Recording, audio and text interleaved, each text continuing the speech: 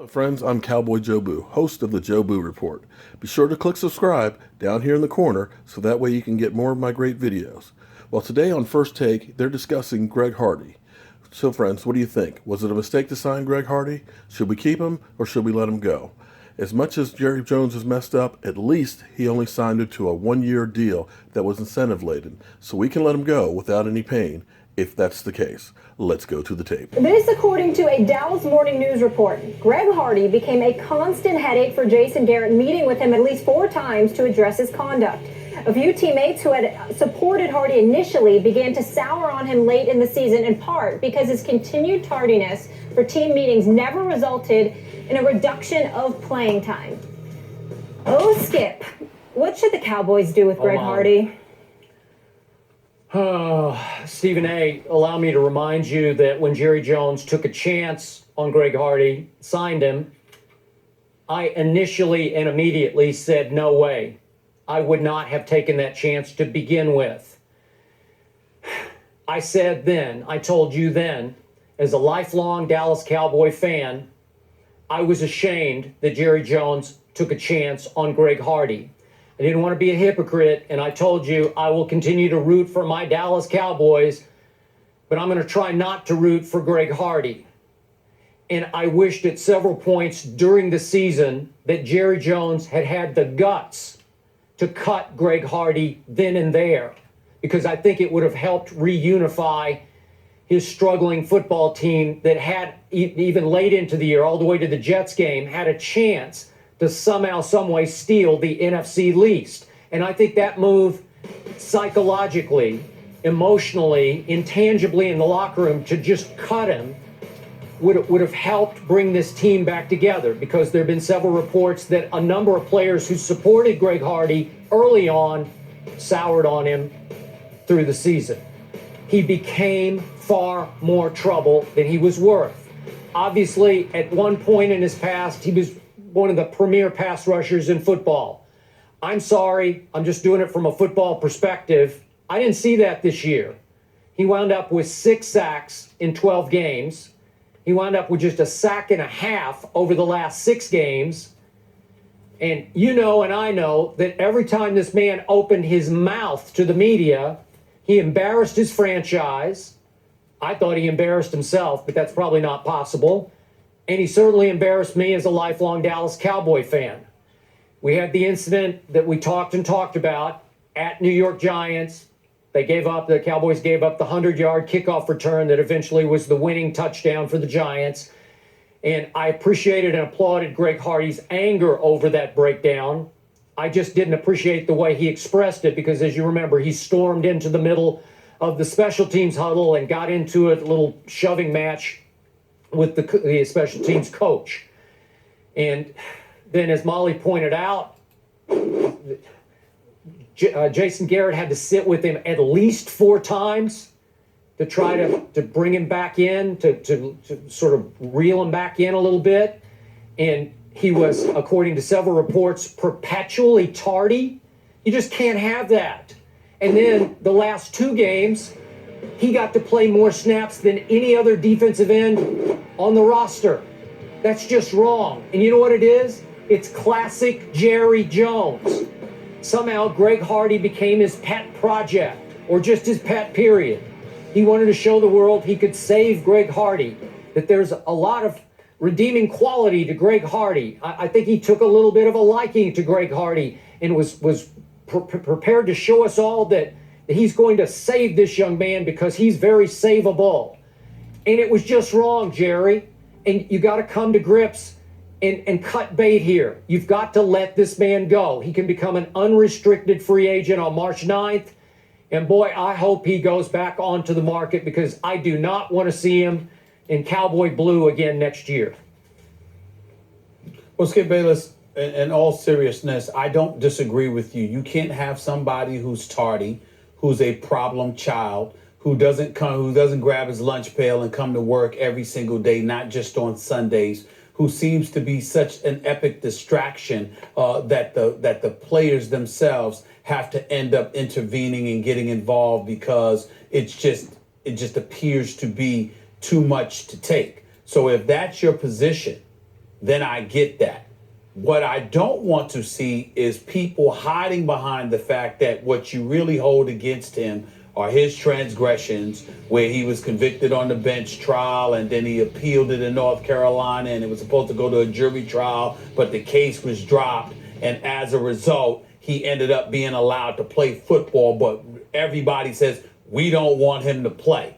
What I'm saying is that if you go through the system and the case is dismissed and you're eligible to play in the NFL and 31 other teams might decide to take a shot at him, or at least the vast majority of them, then I have no problem with a particular team being the one that steps up and says, we'll take a chance on them. Now, once he gets there, he has to conduct himself appropriately and certainly make sure in life there's never a repeat of those transgressions and allegations that were levied against him to the point where he was convicted by a bench trial, and the tardiness and the misbehavior and all of that stuff. If you want to hold that against him, got no problem with that either.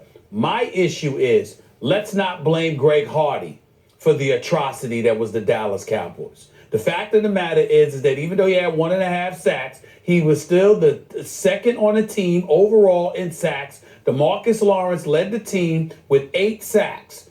Greg Hardy was second. What did everybody else do?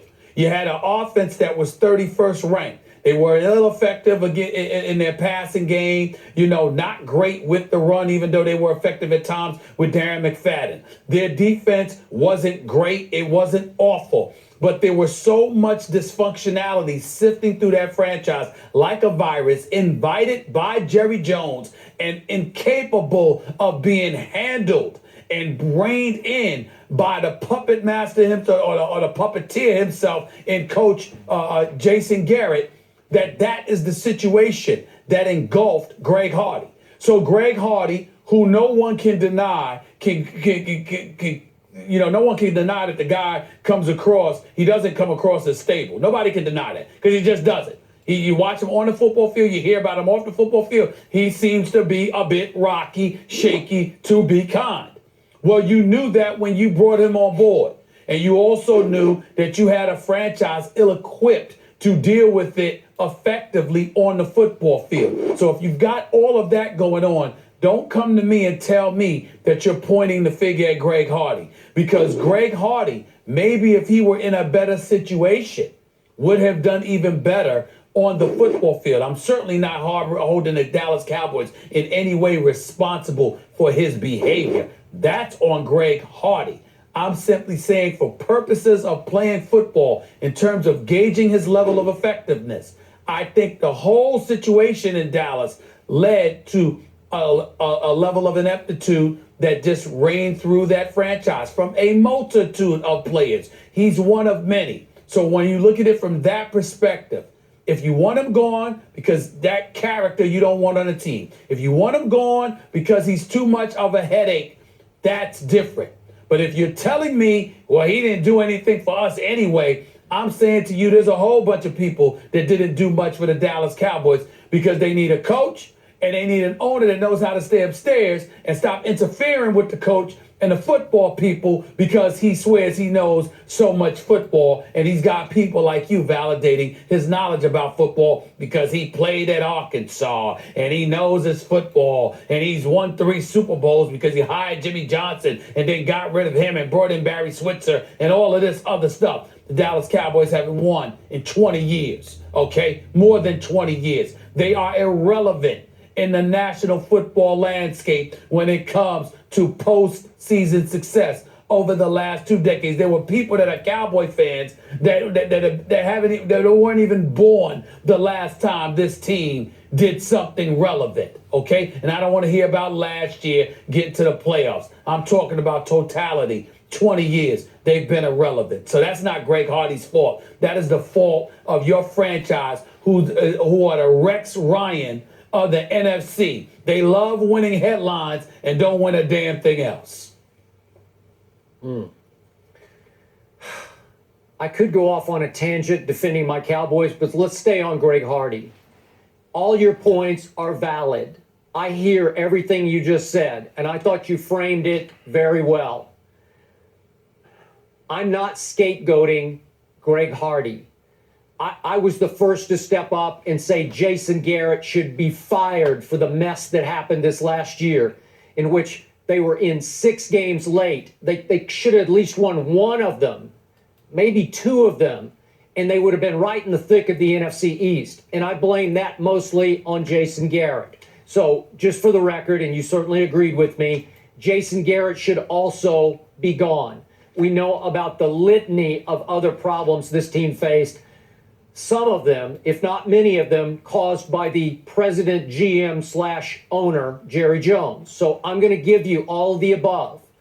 But when you tell me, when I read the reports that Jason Garrett and Jerry Jones had to sign extra staffers to deal with the instability that Greg Hardy increasingly displayed, and you pointed out even after the Giants game, remember? You said this guy just looks like he's a little off, like he's a little unbalanced. Is that fair to say? Isn't that what you? Yes, it is. That's your characterization. Yes, it is. That's exactly what I said. Okay. So now I'm reading reports that they had to assign extra staffers to sort of watch over him, help him, get him through the day. That's no good. It splits the football team. The other players who defended him early to the media after getting asked thousands of questions about what do you think about Greg Hardy, they began to turn on him because he was turning on them. He was difficult to live with and to play with and to get along with. And after a while, Stephen A., you know, these locker rooms are all about unity. And I think it started to split that football team apart, that the more he misbehaved, Greg Hardy, the more he seemed to get to play. So after a while, I'm hanging that one on Jerry Jones. And you're right about all you said, the walking pieces of mediocrity in the 20 years, blah, blah, blah. We get all that. All I'm saying is I didn't like it to start with, and I like it even less now, and it's time to part ways with Greg Hardy. I got you. Stephen A., real quick before we go, I just want to be clear. Do you also feel like it's time to part ways as well? Yeah, it's probably time to part ways because I think you can't have that kind of, Skip's right, you can't have that kind of distraction on the team. But I think Skip needs to be given credit, which is something I really give him when it comes to his Cowboys. When he's talking about Greg Hardy in all seriousness, his position on Greg Hardy is consistent. He never wanted him there.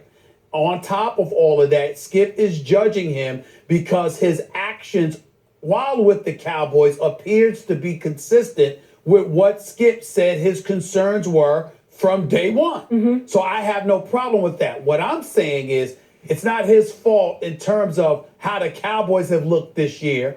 And more importantly, there are people out there who want Greg Hardy gone because they don't believe he should have ever been given a chance to begin with because of the allegations levied against him in the state of North Carolina. And I'm saying that shouldn't be the case. Got it. It should be what Skip said is the case.